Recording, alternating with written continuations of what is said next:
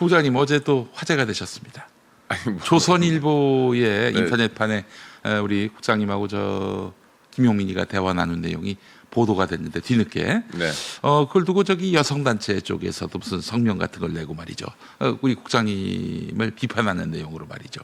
또 몇몇 지보적인 또 식견을 가진 분들도 이제 비판하셨단 말이죠. 아 그래요? 예, 국장님은 어떻게 생각하십니까? 누가요?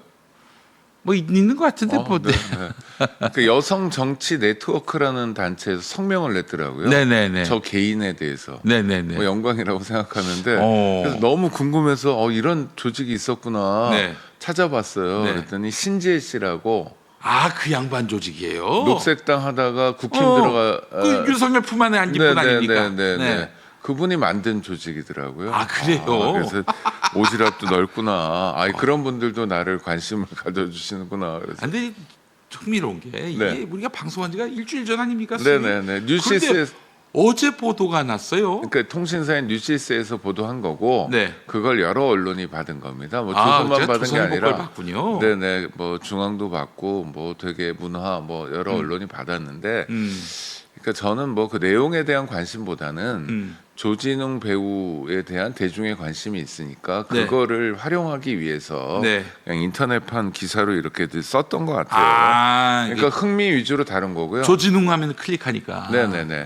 그런데 조선은 좀 사뭇 달랐습니다. 조선 네. TV 조선을 통해서도 뭐 토크쇼 같은 데서 다루기도 하고요. 네. 어떤 변호사가 나와가지고 저보고 막 야단을 치시더라고요. 알지도 못하면서 막 인권 운동가 맞냐 이러면서. 네, 예. 하여튼 무슨 소년 저를 이제 소년 보호 전문가라고 소개하셨잖아요. 이 네네. 사장님이. 예. 맞죠. 제가 추미애 장관 때 뭐 소년보호 혁신위원회도 만들고 네. 그다음에 소년 보호 활동에 대해서 굉장히 오랫동안 관심을 갖고 있었으니까. 네. 그런데 어떤 변호사가 저를 야단치는 대목이 뭐냐면 네. 야 전문가면 뭐 자격증 있냐? 예. 뭐 이런 얘기를 하더라고요. 그래서 제가 인권 전문가 그러면 우리도 앞으로 자격증을 발행받아야 되겠구나. 좋겠다. 인권연대가 그런 사업 좀 하시죠. 저 민간 자격증. 아니 저희가 한때 인권 강사 양성과정이라고 운영했었어요. 강좌를. 예. 근데 진짜로 이 변호사처럼 거기 오신 분들 중에 상당수가 그럼 자격증을 주세요 그러더라고요. 수료증을 자격증으로 만들어가지고 인간 그렇게 자격증으로 요구하는 분들이 있었어요? 네네, 그걸 가지고 다니면서 네. 이제 강의를 하겠다 이런 거예요. 근데 네. 그건 너무 장사 속처럼 보이고 인권 교육이라는 건 물론 전문성도 필요하지만 중요한 건 인권 감수성, 네. 사람에 대한 애정에 바탕이어야 되는데 그렇지. 사람에 대해서 얼마만큼 사랑하고 있다라는 걸 어떻게 자격증으로 이게 평가합니까? 그래서 그 사업은 저희가 안 했는데 국가인권위원회에서는 비슷한 활동을 하고 있더라고요. 그래서 아니 뭐 인권까지 자격증이 필요한 시대가 돼야 되느냐 좀 가슴이 아팠습니다. 근데 네. 쟁점으로 들어가면요. 네네. 지난주에 말씀드린 거에서 전혀 뭐 저는 상황 변화가 없는데 네. 1994년 상황에서 고등학교 2학년생이 특가법상 강도 강간을 저지르면 소년부 송치를 할 가능성은 없다. 혹시 그런 상황이 만분의 1의 확률로 있을지 모르지만 그건 좀 알려줬으면 좋겠다. 그냥 막연한 얘기 말고. 그러니까 이제 존재하지 않을 가능성이 높은 또 당사자 쪽에서 성범죄는 없었다고 그랬잖아요. 네네네. 그러니까 제가 만약에 생각해 보면 네. 특가법상 강도 강간인데 소년부 송치가 됐다면 네. 뭐 어제도 그 경찰 고위직 지낸 분들 또 법률가들 이런 분들하고 혹시 그런 가능성이 뭐가 있나 막 찾아보니까 네. 망봤을 가능성. 망봤을 가능성. 그러니까 범죄명이 들어가긴 하는데 네. 적극적인 행위는 하지 않고 뭐 예. 나쁜 놈이 막 주도하는데 예. 망을 봤다거나 어떤 망 보는 거 비슷한 일을 했을 가능성 그런 거는 좀 열려 있다고 어떤 분이 아이디어를 내는데 실제로 그런 어떤 폭행에 가담하진 않더라도 망을 봤을 가능성. 강간은 실제로 하지 않았는데 네. 강간한 무리와 같이 있었을 가능성 정도가 있는데 그것도 가능성은 낮고요. 왜냐하면 강도 강간이라는 게 법률이라는 게 이렇습니다. 보통은 징역 5년 이상에 처한다 이렇게 돼 있잖아요. 네. 근데 이런 중한 범죄는 네. 징역 5년 이상에 처한다는 건 하한형을 두는 거예요. 아니 그러니까 상한형을. 근데 5년 제가 말이 꼬였습니다. 다시 말씀드리겠습니다. 징역 5년 이하에 처하잖아요. 보통은.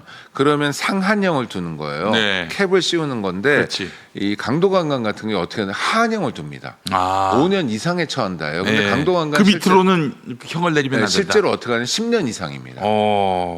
그러니까 가장 가벼운 범죄가 징역 10년이 되는 거예요. 네. 그 위로 처하는 거예요. 예. 그러니까 아주 무서운 범죄거든요. 지난주에 말씀드린 것처럼. 네. 그래서 소년부 송치의 가능성이 거의 없다. 전혀 없다고 말씀드려도 된다라는 거고 또 하나 가능성은 30년 전이니까 지금도 전관들이 그렇게 난리인데 네. 그때 진짜 전관이 기승을 부렸을 가능성은 좀 있다. 이런 것도 검토해 봤어요. 저희가. 네. 근데 글쎄 조진웅 씨 아버지의 성함이 조진웅이라고 그러잖아요. 네. 그분이 뭘 하셨는지 모르지만 네.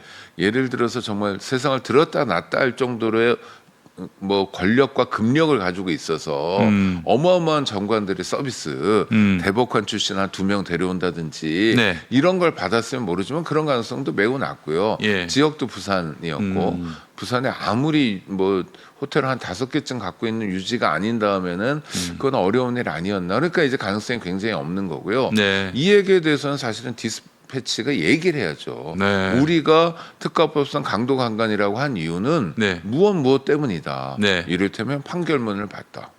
수사 기록을 봤다. 그런 얘기는 없어요. 안 하잖아요. 예. 네, 그러니까 그냥 유명 배우여서 소모시켜버리고 만 겁니다. 그냥 저 막연히 오창익 국장이 시청자 적으라고 그냥 조진웅 옹호했다. 뭐 대책도 대안도 논리도 없이 이런 식으로 몰고 가고 싶은 거예요. 언론들은. 어?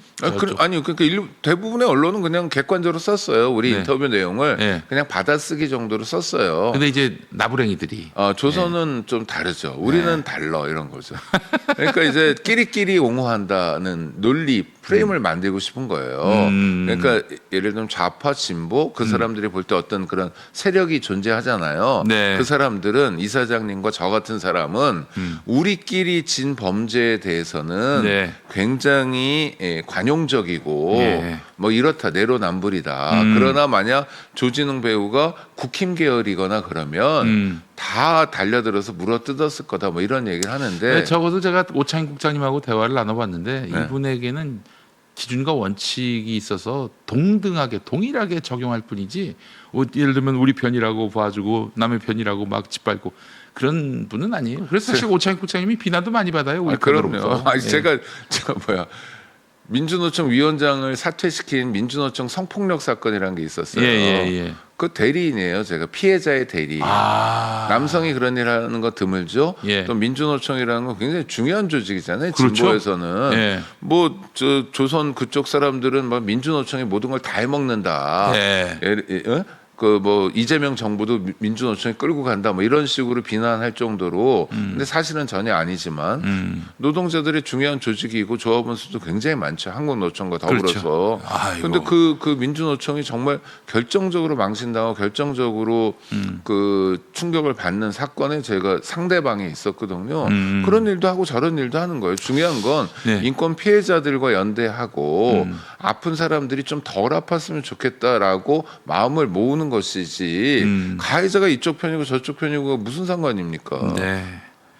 전 그런 건 정말 모욕적인 것 같아요. 적어도 우리 김용민 TV 시청하시는 분들은 잣대가 동일한 분이었으면 좋겠습니다. 그러니까 잣대가 동일한 분. 네.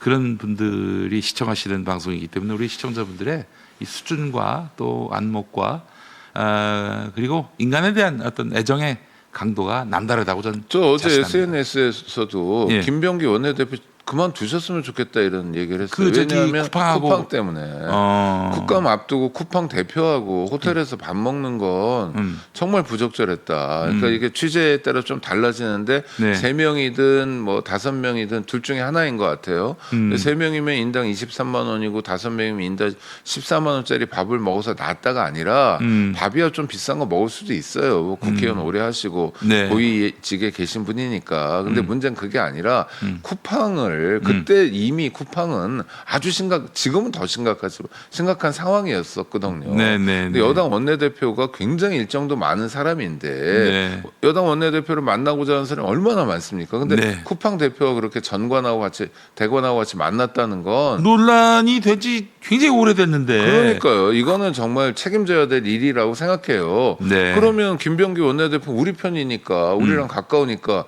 내란 극복에서 중요한 역할을 해야 되니까 감쌉니까? 맛있는 거 드셨겠네 이렇게 생각해야 합니까? 그러니까 아니거든요. 예. 자기들이 좀 그래 보라 그래요. 네. 이상합니다. 네. 저는 김병기 원내대표의 그 행동은 굉장히 실망스럽다. 네. 분명히 비판하고 넘어가야 할 일이다라고 얘기하고 싶고 본인도 그 점을 좀 맹성했으면 좋겠다는 생각이 듭니다. 아예 사퇴하라는 분도 있어요. 이런 목소리까지 나온 상황이라는 점을 좀 성찰할 필요가 있겠다는 생각이 듭니다.